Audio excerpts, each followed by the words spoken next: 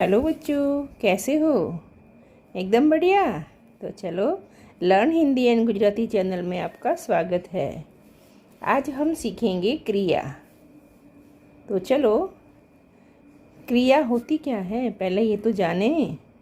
देखो भाई, ये हमारा एक कोई दृश्य है, उसमें हम देख रहे हैं कि क्या है। तो हम देखेंगे कि यहाँ पर देखो, ये मोर है, ये नाच रहा है। दिख रहा है ना, मोर नाच रहा है। ये बच्चे हैं, ये आ रहे हैं, ठीक है। ये लड़की खड़ी है ना। सूरज उग चुका है। तो ये जो हर चीज़ होना या जा रहे हैं, जैसे बच्चे जा रहे हैं और ये मोर नाच रहा है, ये लड़की खड़ी है, तो पता है इन शब्दों से हमें पता चल रहा है कि कुछ न कुछ हो रहा है, ठीक है ना। तो जिस शब्द से हमें पता चलता है ना कि कोई काम हो रहा है, कि भाई नाचने का काम हो रहा है, खड़े रहने का काम हो रहा है, जाने आने का काम हो रहा है, सूरज के उगने का काम हो रहा है, ऐसे जिन शब्दों से हमें ये बात पता चलती है ना, तो हम उन शब्दों को ही क्रिया करते हैं, ठीक है। तो इसी बात को हम थोड़े वाक्यों से भी देख लेते हैं। देखो, यहाँ लिखा है कि सूरज उग चुका है, ठीक है। तो यहाँ पर हमें ये सूरज के उगने की बात किससे पता चल रही है कि ये उग चुका है, इन शब्दों से, ठीक है। तो इसी को हम क्या कहेंगे? क्रिया कहेंगे, ठीक है। अब ये दूसरा वाक्य है, मोर नाच रहा है। तो ये नाचना शब्द है ना, इससे हमें पता चल रहा है कि भाई ये मोर नाच रहा है, उस नाचने की क्रिया हो रही है, ठीक है। ये बच्चे हैं, ये आ रहे हैं, ठीक है। तो हमें ये बात यहाँ आ रहे हैं इस शब्द से पता चल रहा है, ठीक है ना। तो इसको हम क्या कहेंगे? क्रिया कहेंगे। राधा खड़ी है, ठीक है। तो यहाँ खड़ी है ये होना है ना, तो इसको भी हम कहेंगे क्रिया। खड़े होने की ये क्रिया कर रही है, ठीक है। अब यहाँ दूसरा हमारा शब्द है कि भाई राजेश कमरे में है। अब यहाँ है मतलब ये जो कमरा है उसके अंदर राजेश है। तो पता, इस शब्द से हमें पता चल रहा है कि राजेश कुछ कर तो नहीं रहा है, लेकिन कमरे में है। तो इसीलिए हम कहते हैं कि जिस शब्द से किसी काम का होना, यानी कि उगना, आना, खड़े रहना, नाचना, है ना, या फिर होना, है ना, ये कमरे में है, ऐसे पता चलता है, उसी शब्द को हम क्या कहते हैं? क्रिया, ठीक है। तो चलो परिभाषा देखते हैं क्या होती है। तो इसमें हम परिभाषा देखते हैं कि वाक्य में जिस शब्द, है ना, जिस शब्द, कई बार एक शब्द से ही पता चल जाता है, या शब्द समूह या कोई समूह हो, है ना, उससे किसी कार्य के करने अथवा होने का बोध होता है, उसे क्रिया कहते हैं। तो समझ गए ना, क्रिया कहते किसको है ना। तो अब देखते हैं हम आगे कि ये सारी क्रिया तो देखो एक प्रकार की नहीं होती है, थोड़ी थोड़ी अलग होती है हर क्रिया, बस उनको पहचानना ही क्रिया का भेद है, ठीक है। तो देखो कैसे भेद होते हैं कि कोई क्रिया होती है ना, उसमें साथ में कर्म होता है कि भाई राम फल खाता है, लेकिन कोई क्रिया ऐसी होती है कि सिर्फ कहता है राम खा रहा है। अब क्या खा रहा है ये नहीं पता ना, इसलिए जिसमें कर्म नहीं हो ना, उसको तो हम कहते हैं अकर्मक, और जिसमें कर्म आता है उसको कहते हैं सकर्मक। तो कर्म के आधार पर जो क्रिया के भेद है हम वो भी जानेंगे, ठीक है। और कभी कभी ऐसा होता है कि बस एक ही शब्द से हमें पूरी क्रिया पता चल जाती है, और कभी कभी एक शब्द से पूरी क्रिया समझ में, तो कभी कभी हमें एक शब्द से पूरी क्रिया समझ में नहीं आती है, तब उस क्रिया को कहेंगे हम अपूर्ण क्रिया, ठीक है। तो वो भी जानेंगे हम कि भाई अर्थ की पूर्णता के आधार पर क्रिया कितनी अलग अलग होती है, कर्म के आधार पर क्रियाएं कितनी अलग होती है। ठीक है, और कभी कभी कुछ क्रियाओं की रचना ही अलग होती है। ठीक है, उसके आधार पर भी हम क्रियाओं की बातें देखेंगे कि भाई कुछ क्रिया धातु के आधार पर अलग होती है, कभी संयुक्त क्रिया के कारण, प्रेरणार्थक क्रिया के कारण, पूर्वकालिक क्रिया के कारण, मुख्य क्रिया, सहायक क्रिया, तात्कालिक क्रिया। तो ये थोड़ी सी फर्क होता है, उनको हम अलग अलग भेद कहेंगे। ठीक है, तो चलो देख लेते हैं भाई होते कैसे हैं। अब देखो, एक वाक्य देख रहे हैं हम। तो हमारा एक वाक्य है कि राम दौड़ रहा है ना। ये राम दौड़ रहा है, देखो ये दौड़ रहा है ना। तो ये क्या दौड़ रहा है, कहाँ दौड़ रहा है, ऐसा कुछ थोड़ी इसमें आया है, नहीं आया ना। पक्षी उड़ रहा है, इसमें क्या कहाँ ऐसा कुछ नहीं आया है। ठीक है, और एक वाक्य है कि बच्चा चल रहा है। ठीक है, तो इसमें क्या से कोई उत्तर नहीं आ रहा है। तो जहाँ क्या से उत्तर आता है ना कि भाई राम फल खाता है, तो क्या खाता है, फल खाता है। तो यहाँ पर क्या से कोई उत्तर नहीं आ रहा है, इसका मतलब यहाँ पर कर्म नहीं है। ठीक है, तो जहाँ पर कर्म न हो उसको कहेंगे हम अकर्मक। ठीक है, क्या कहेंगे, तो यहाँ हमारे इन वाक्यों में कर्म नहीं है, इसलिए हम इनको कहेंगे अकर्मक। अब कैसे पता चला, क्या से प्रश्न पूछने पर कोई उत्तर नहीं आता है तो हम कहेंगे कि ये अकर्मक है। तो इसकी सीधी सी परिभाषा क्या हुई कि भाई अकर्मक क्रिया उसको कहेंगे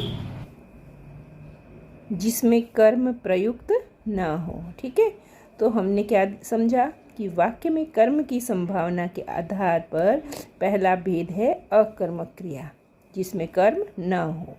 ठीक है, अब दूसरा देखते हैं कि दूसरा क्या होता है। दूसरा होता है सकर्मक क्रिया। अब देखो यहाँ पर हमारे ये जो शाम है, ये शाम क्या हो रहा है कि खा रहा है कुछ, है ना। तो हम ऐसे कहते हैं ना कि शाम खा रहा है। ठीक है, शाम खा रहा है, तो ये अकर्मक हो जाती। लेकिन क्या खा रहा है, तो हम कहेंगे फल खा रहा है। तो ये जो फल है ना, इसी को हम कहते हैं कर्म। क्या कहते हैं, कर्म। तो यहाँ कर्म आया है, इसलिए इसको हम कहेंगे सकर्मक क्रिया। ठीक है, तो क्या समझे कि जहाँ पर कर्म है वहाँ पर क्रिया हो जाएगी सकर्मक। ठीक है, अब देखो, बच्चे ने खाना खाया, सिर्फ ये होता कि बच्चे ने खाया तो हम कहेंगे अकर्मक। लेकिन बच्चे ने खाना खाया, ये कर्म आया है ना, इसलिए ये हो जाएगी सकर्मक। ठीक है, अब है राधा ने कपड़े धोए। क्या धोए, कपड़े धोए, तो फिर ये भी कर्म हो गया, है ना। तो अब जहाँ पर कर्म है वो सकर्मक हो गया। ठीक है, तो इस प्रकार ये क्रिया कौन सी हो गई, सकर्मक क्रिया। ठीक है, तो अब हम देखते हैं इसकी परिभाषा। परिभाषा में ये कहा है कि जहाँ क्रिया के घटित होने में कर्म की आवश्यकता होती है उसे सकर्मक क्रिया कहते हैं। यानी सीधी भाषा में तो क्या हो गया, कर्म का होना, बस। ठीक है, कर्म की आवश्यकता होती है, कहने का मतलब कर्म होता है ना। अब देखो, सकर्मक जो क्रिया है इसको भी हम दो भागों में बांट सकते हैं। कैसे कि भाई जहाँ पर एक कर्म हो, क्या हो, एक कर्म हो, इसको हम एक कर्मक क्रिया कहते हैं। अब ये भला एक कर्मक कैसे होता है, चलो देखते हैं। कि जैसे वाक्य है मोहन खाना खाता है। ठीक है, तो यहाँ पर क्या खाता है मोहन, तो कि भाई खाना खाता है।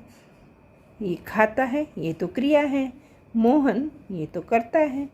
तो फिर अब कर्म कितने आए, एक ही आए, इसलिए इसको हम क्या कहेंगे, एक कर्मक क्रिया। ठीक है, अब राधा कपड़े धो रही है। क्या धो रही है, कपड़े धो रही है, सकर्मक तो हो गई, है ना। ये तो राधा तो करता है और धो रही है, ये क्रिया है। लेकिन कर्म कितने आए? एक ही आया, ठीक है। इसलिए हम इसको क्या कहेंगे? एक कर्मक, ठीक है। तो यहाँ क्या लिखा है कि जहाँ क्रिया एक कर्म के साथ होती है उसे एक कर्मक क्रिया कहते हैं, ठीक है। तो इस वाक्य में मोहन खाना खाने की एक ही क्रिया करता है और इस दूसरे वाक्य में राधा कपड़े धोने का एक ही काम कर रही है। इसलिए हम इन वाक्यों को क्या कहेंगे? एक कर्मक, ठीक है। अब दूसरा देखते हैं द्विकर्मक। सकर्मक क्रिया का दूसरा भेद है क्या? द्विकर्मक क्रिया, ठीक है। तो चलो इसमें क्या होता है, इसमें पहले हम वाक्य देखते हैं कि पिताजी ने रमेश को कपड़े दिए। तो देखो यहाँ पर ये क्या दिए, ऐसे प्रश्न पूछो तो क्या दिए? तो यहाँ हमने प्रश्न पूछा कि पिताजी ने, है ना, पिताजी ने क्या दिया? तो कहेंगे भाई कपड़े दिए, ठीक है। तो यहाँ आंसर आया कपड़े। लेकिन किसको दिए? रमेश को दिए। तो यहाँ तो भाई दो कर्म आ गए, है ना। ये भी तो किसको को लगने से कर्म होता है ना, तो ये तो दो कर्म हो गए। अगर हम ऐसे कहते हैं कि पिताजी ने दिए तो वाक्य अधूरा लगता है ना। अगर हम कहते हैं कपड़े दिए तो भी अधूरा लगता कि भाई किसको दिए, है ना, क्या किया कपड़े को। तो इसलिए यहाँ पर हमें रमेश लगाना जरूरी हो गया था, ठीक है। तो इस प्रकार यहाँ दो कर्म होने के कारण हम क्या कहेंगे? द्विकर्मक, ठीक है। अब ये हमें ध्यान रखना है कि जब, है ना, ये जब द्विकर्मक वाक्य होता है ना, तो एक कर्म तो कपड़े जैसे हो गया, लेकिन जो दूसरा कर्म होता है ना उसमें को लगता है। क्या ध्यान रखना है? को ध्यान रखना है, ठीक है। जैसे देखो दूसरा वाक्य है, मैंने माताजी को खाना बनवा दिया, ठीक है। अब देखो यहाँ पर हम कहेंगे कि भाई क्या बनवाया? तो हम कहेंगे भाई खाना बनवाया, ठीक है। अब देखो को आ गया, है ना, किसको बनवाया? तो कि माताजी को, ठीक है। तो यहाँ पर भी दो कर्म आ गए, इसलिए ये हमारी क्रिया हो गई द्विकर्मक, ठीक है। इसकी परिभाषा कैसी होती है? देखो, जहाँ क्रिया दो कर्म के बिना संभव नहीं हो सकती है उसे द्विकर्मक क्रिया कहते हैं। जैसे अगर ऐसा होता है ना कि माताजी बनवा दिया, अब देखो ये क्रिया एक होती है ना, लेकिन माताजी खाना बनवा दिया तो क्या भाई माताजी खाना बनवा दिया, क्या अधूरा लग रहा है ना, ये क्रिया पूर्ण नहीं हो रही है। तो यह यहाँ पर मैंने माताजी को खाना बनवा दिया, जब खाना लगाया ना और माताजी, ये दोनों ऐड हुए ना, जैसे सीधा क्या हुआ, मैंने बनवा दिया, ऐसे होता तो ये हो गई अकर्मक क्रिया। लेकिन मैंने खाना बनवा दिया, ये एक कर्म वाली हो गई। लेकिन माताजी के ऐड होने से ये क्या हो गया? द्विकर्मक क्रिया, ठीक है। तो समझ गए ना कि द्विकर्मक कैसे हुआ। एक बार फिर देखो कि यहाँ पिताजी ने रमेश को कपड़े दिए, यहाँ पर कपड़े और रमेश को ये दो कर्म हैं। माताजी ने खाना बनवा दिया, उसमें खाना, है ना, और माताजी को, ठीक है, ये दोनों ही क्या हो गए? कर्म हो गए। इस प्रकार ये भी एक हमारे क्रिया का भेद हो गया कि ये क्रिया है द्विकर्मक। अब देखो हम देखते हैं कि हमने अभी तक क्या क्या देख लिया। हमने देखा कि ये कर्म के आधार पर अकर्मक होते हैं, यानी कि जिसमें कर्म न हो उसको कहते हैं अकर्मक, जिसमें कर्म है उसको कहते हैं सकर्मक, और जहाँ एक कर्म हो उसको एक कर्मक कहते हैं, और जहाँ दो कर्म हो वहाँ द्विकर्मक कहते हैं, ठीक है। यहाँ तक तो हमने देख लिया। अब आगे कौन सा भेद होता है, चलो ये भी देख लेते हैं। इसमें क्या होता है कि जैसे एक वाक्य है हमारा, गीता पढ़ रही है, कौन पढ़ रही है? गीता। ये तो कर्ता हो गई, ठीक है। तो गीता कौन सी क्रिया कर रही है? तो कि भाई पढ़ रही है, पढ़ने की क्रिया कर रही है, ठीक है।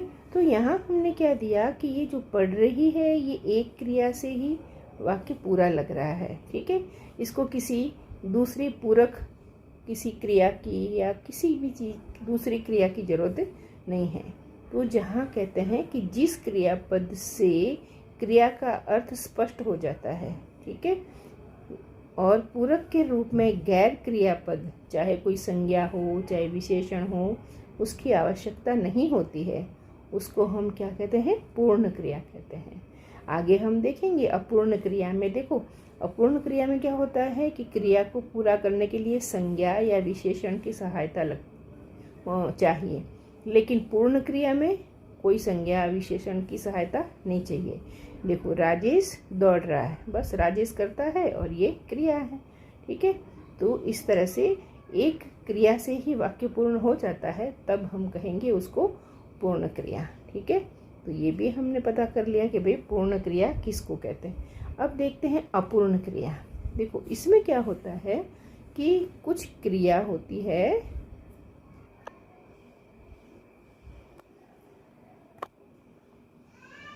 तो हमने यहाँ क्या देखा कि राजेश मोहन को अच्छा समझता है। इस वाक्य में अगर अच्छा नहीं होता कि सीधा कहते हैं कि राजेश मोहन को समझता है, तो उसके बिना ये अर्थ स्पष्ट नहीं हो रहा था। तो जब अच्छा विशेषण लगा तब अर्थ स्पष्ट हो रहा है, ठीक है। वैसे ही दूसरा वाक्य है सूर्य प्रकाश जी हमारे गुरु थे। तो यहाँ पर क्या हो रहा है? सूर्य प्रकाश जी करता है और थे है ये क्रिया है। सूर्य प्रकाश जी थे, अब ये तो अधूरा लग रहा है। क्या थे? हमारे गुरु थे, ठीक है। तो यहाँ पर गुरु ये जो संज्ञा लगाई ना, तब जाके यहाँ गुरु संज्ञा पद के बिना थे का अर्थ स्पष्ट नहीं होता है। इसलिए हम ऐसे वाक्यों को क्या कहेंगे? अपूर्ण क्रिया, ठीक है। तो अब हम ये इस चार्ट में देखते हैं कि अर्थ की पूर्णता के आधार पर हमने पूर्ण क्रिया और अपूर्ण क्रिया देख ली है, ठीक है। अकर्मक, सकर्मक, एक कर्मक, द्विकर्मक, ये तो पहले ही देख चुके थे। अब हम देखते हैं संरचना के आधार पर, ठीक है। संरचना के आधार पर ये सारी जो नीचे दिखाई दे रही है ना, ये सभी क्रियाएं अलग अलग होती हैं। चलो इनको भी हम समझते हैं कि ये कैसे होती है। देखो अब एक पहले हम वाक्य देखते हैं। जब वाक्य देखते हैं ना तो सारी स्थिति हमें अपने आप ही समझ में आ जाती है कि अच्छा ये तो हमको सब पता ही है, ठीक है। उसको नाम देने की ज़रूरत है ना। हम जब भाषा बोलते हैं तो हमें सब पता होता है कि ये हम यहाँ पर ये वाक्य ऐसे सही लगता है, ऐसे गलत लगता है ना। बस प्रॉब्लम ये होती है कि व्याकरण जब सीखते हैं तब बस हमें उनको एक अलग अलग छांटना होता है कि भाई ये देखो ये इस तरह से है तो ये कहा जाएगा, इस तरह से प्रेरणार्थक है, इस तरह से संयुक्त है ना। तो ये हमें अलग अलग भेद जानने होते हैं। चलो एक वाक्य देखते हैं कि पिताजी ने, ठीक है, क्या वाक्य है? पिताजी ने बच्चों से सफाई करवाई। अब देखो काम क्या हुआ है? सफाई करवाने का, ठीक है। हमारी तो क्रिया यही है, ये हमारा क्रिया टॉपिक है, ठीक है। ये देखो पर ये काम करवाने वाले कौन है? पिताजी है। किससे करवाया? बच्चों से करवाई। अब खुद पिताजी ने किया क्या? नहीं किए, ठीक है ना। तो जो काम व्यक्ति खुद नहीं करता है ना, पिताजी खुद नहीं करते हैं और बच्चों से करवाते हैं। तो जब ऐसी स्थिति हो किसी खुद नहीं करते हैं और दूसरों से करवाते हैं, तब उसको हम कहेंगे प्रेरणार्थक क्रिया, ठीक है। अब देखो दूसरा हमारा वाक्य है कि ये जो हमारे दादी जी है, ठीक है, दादी जी हैं, इन्होंने श्याम से पत्र लिखवाया। किससे पत्र लिखवाया? श्याम से। तो ये दादी जी खुद पत्र नहीं लिखते हैं, ठीक है, और ये लिखवाते हैं, ठीक है। किससे लिखवाते हैं? श्याम से। तो जब खुद काम नहीं करते हैं, दादी जी खुद काम नहीं कर रहे, कोई पत्र नहीं लिखते हैं और श्याम से लिखवाते हैं, तब इसको हम कहेंगे प्रेरणार्थक क्रिया। ठीक है। उसी प्रकार सेठ जी ने नौकर से सामान मंगवाया। अब सेठ जी ने क्या मंगवाया? सामान। किससे? नौकर से। तो खुद लाए क्या? नहीं लाए ना, मंगवाया है ना, इसलिए हम इस क्रिया को कहेंगे प्रेरणार्थक क्रिया, है ना, एकदम आसान। अब दूसरा देखते हैं कि कुछ क्रियाएं उसमें कुछ मुख्य होती है और कुछ होती है सहायक। यहाँ हम देखते हैं कि एक वाक्य है, मैं घर गया हुआ था। यहाँ मैं करता है और घर गया हुआ था। तो यहाँ पर घर गया, ये गया है ना, ये मुख्य क्रिया है, लेकिन हुआ था ये उसकी सहायक क्रिया है। ठीक है। तो यहाँ दूसरा वाक्य देखते हैं, वह खाना खा रहा था। ठीक है। तो उसने क्या किया? खाना खाया, ये मुख्य क्रिया हो गई, जबकि रहा था ये उसकी सहायक क्रिया हो गई। तो जो पहले जो क्रिया हुई उसको हम कहेंगे मुख्य क्रिया, और उसके बाद साथ में जुड़ने वाली जो क्रिया है उसको कहेंगे सहायक क्रिया। ठीक है। तो इस प्रकार आप समझ गए। तो यहाँ हम क्या कहेंगे कि जो मुख्य क्रिया के अर्थ को पूरा करने में सहायता करने वाला क्रियापद सहायक क्रिया कहलाते हैं। अब देख लिया आपने, मुख्य क्रिया यहाँ गया है, यहाँ खाना है ना, और हुआ था, रहा था, ये उसकी सहायक क्रिया है। तो इस प्रकार मुख्य क्रिया की सहायता करने वाली क्रिया को हम कहेंगे सहायक क्रिया। तो ऐसे आपको पता चल गया कि मुख्य क्रिया किसको कहते हैं और सहायक क्रिया कैसे कहते हैं। अब देखते हैं आगे का प्रकार है नाम धातु क्रिया। ठीक है। नाम धातु किसको क्रिया कहते हैं? पता है, हम जैसे ये संज्ञा होती है ना, संज्ञा हमने पहले पूर्व में पढ़ी थी ना, संज्ञा किसी व्यक्ति, वस्तु, स्थान, गुण, भाव के नाम को संज्ञा कहते हैं। तो संज्ञा के हो गई नाम। ठीक है। और संज्ञा के स्थान पर प्रयुक्त होने वाले हैं उसको भी हम कहते हैं सर्वनाम। ठीक है। तो ये भी नाम हो गया।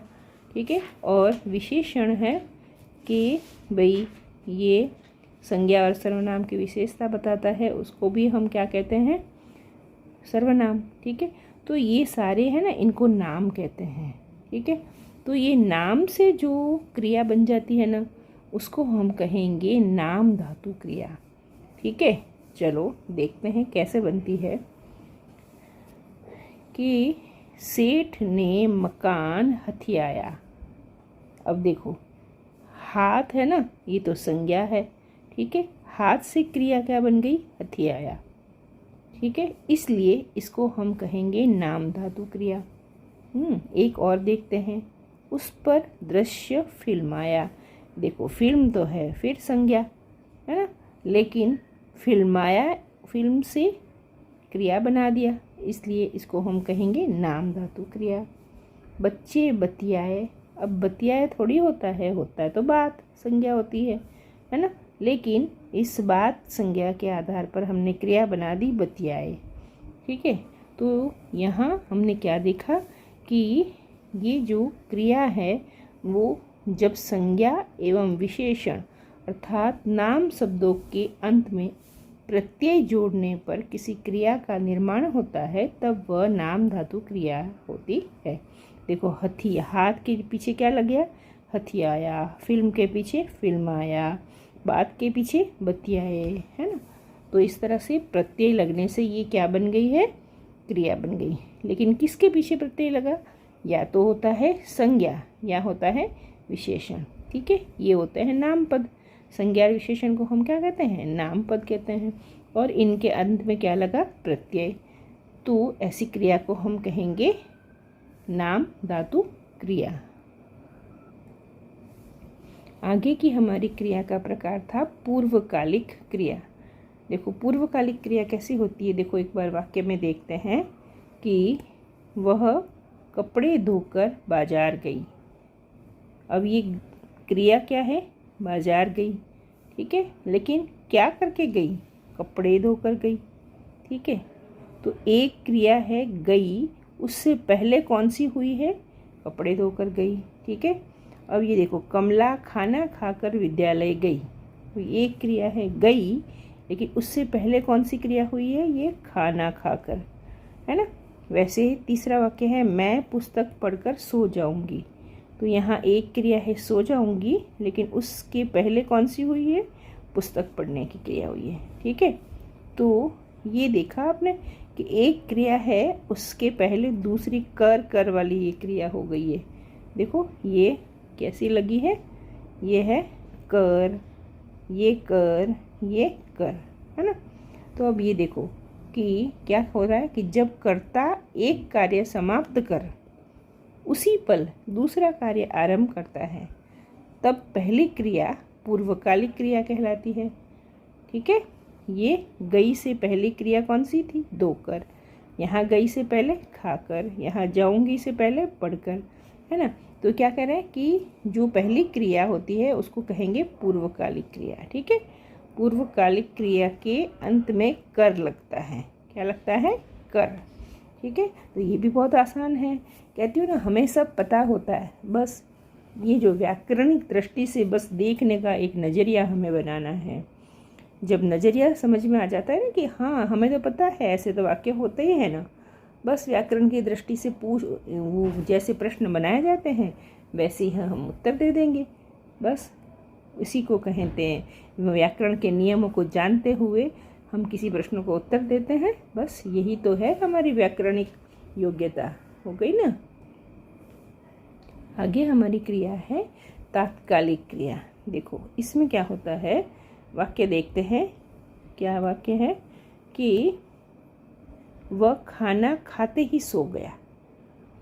ठीक है, खाना खाया और खाते ही सो गया। मैं नहाते ही मंदिर चली जाऊंगी।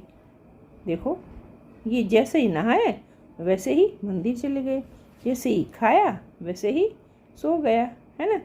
तो यहाँ हम क्या देख रहे हैं कि यह क्रिया यानी कि जो तात्कालिक क्रिया है ना, ये मुख्य क्रिया से पहले संपन्न हो जाती है। ये देखो गया है ना, उसके पहले संपन्न हुई है। खाते ही जाऊंगी उससे पहले नहाते ही आ गया ना। ठीक है, तो क्या कह रहे हैं, मुख्य क्रिया से पहले संपन्न हो जाती है। इसमें और मुख्य क्रिया में समय का अंतर नहीं होता है, किंतु पहली क्रिया के घटने के तत्काल बाद दूसरी क्रिया घटने का बोध होता है ना। एक हुई उसके बाद तुरंत दूसरी हुई। और जो ही निपात से, ये देखो ही यहाँ लगा है ना, ही, ये ही इसको कहते हैं निपात। ठीक है, ही निपात से ही संभव हो पाती है। जब ही लगता है ना तभी ये तात्कालिक क्रिया होती है। तो इस प्रकार इसमें हमें क्या ध्यान रखना है कि तात्कालिक क्रिया उसको कहेंगे जो एक क्रिया के होते ही दूसरी क्रिया होती है और जिसमें ही होता है। एग्ज़ाम में देखो ऐसी छोटी छोटी बारीकियों पर ही कठिन प्रश्न पूछे जाते हैं, है ना। तो हमें बस ऐसी छोटी सी बातें, पता तो हमें सब होता है, पता है, व्याकरण पढ़ो चाहे नहीं पढ़ो हमें सब पता होता है, बस व्याकरण की दृष्टि से देखना सीखना है। ठीक है, आगे की हमारी क्रिया है संयुक्त क्रिया। देखो संयुक्त क्रिया ये भी एकदम आसान है। देखो यहाँ क्या कह रहे हैं कि वाक्य है मम्मी खाना बना चुकी होगी। तो यहाँ पर क्या हो रहा है कि खाना बनाया है, साथ में चुकी भी होगा और साथ में होगी भी होगा। ये तीन क्रिया वाले शब्द आ रहे हैं। ठीक है, आगे देखो श्यामा घर आ, ये आ वाला एक क्रिया हुई, गई होगी। ठीक है, इसमें तीन शब्द मिलके, तीन क्रियाएं मिलके हमारा वाक्य पूरा हो रहा है। पानी बरसने लगा होगा, तो यहाँ पर भी क्रिया के लिए कितने शब्द आए? बरसने लगा होगा, ये तीन शब्द आए हैं ना। वैसे ही आगे देखते हैं, मैं यहाँ रोज़ आ जाया करती हूँ। तो यहाँ क्या है, आना मुख्य क्रिया है, पीछे जाया करती हूँ। इतने चार शब्द और तीन शब्द और लग गए। दोपहर में लोग सो रहे होते हैं। अब देखो यहाँ सो के साथ साथ रहे होते हैं, ये भी क्रिया के शब्द आ गए। ठीक है, तो इस प्रकार हम क्या देखते हैं कि जब दो या दो से अधिक क्रिया धातुओं के योग से क्रियापद बनता है तो उसे संयुक्त क्रिया कहते हैं। ठीक है, मैंने कहा ना हमें सब पता होता है, बस व्याकरण की दृष्टि से देखना समझना होता है। संयुक्त क्रिया में कई क्रियाओं के संयुक्त हो जाने से एक क्रिया का ही अर्थ निकलता है। ठीक है, तो उनको हम कहेंगे संयुक्त क्रिया। तो इस प्रकार आपने बहुत अलग अलग प्रकार की क्रियाएं देख ली है। सभी क्रियाएं आपको बहुत अच्छे से समझ आ गई है। तो बस इनको थोड़ा एक दो बार और देखोगे ना, तो सभी क्रियाओं के बारे में आप आराम से उत्तर दे पाओगे। ठीक है, तो यहाँ चैनल पर आने के लिए और हमारा साथ देने के लिए आपका बहुत बहुत धन्यवाद। आपको लाइक करना है, शेयर करना है और सब्सक्राइब भी करना है। ठीक है, थैंक यू।